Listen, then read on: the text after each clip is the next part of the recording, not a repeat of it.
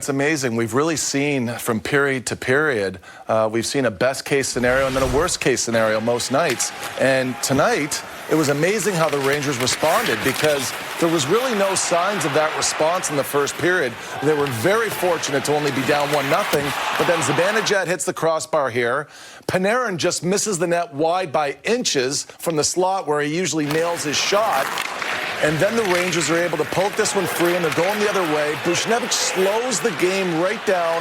He feeds the puck here to Lemieux, and it's smart. You hear this all the time. Follow up a rush play. That's exactly what Tony DeAngelo does.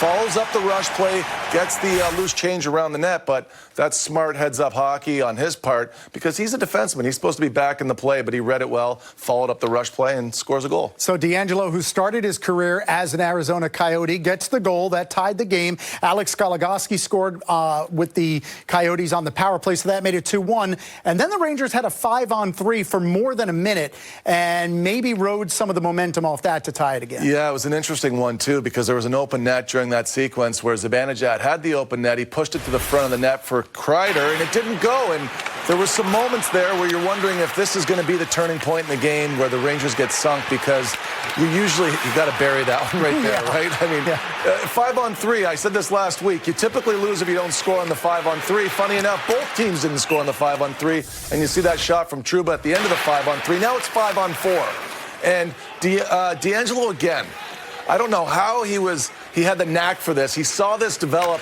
and he came to the weak side post here. He wasn't in the play at all. There was 3 passing options here, and he hits the pass here, Strome across the crease, and it's a heck of a play, John. I mean, there's no way the goalie sees this coming, and he's in a bad position, Kemper is, because he's already down on his knees.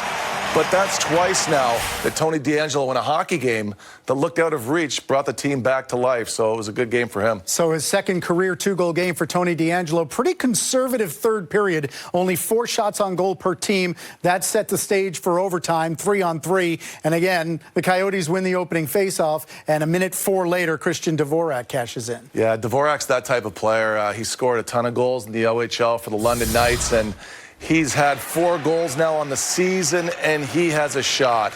And it all comes down to just having the puck possession, not giving it away until you have a scoring opportunity. He's got a massive hook on his stick, and he's able to get it and elevate it with vertical angle faster than anybody. And, I mean, this is up and over the shoulder.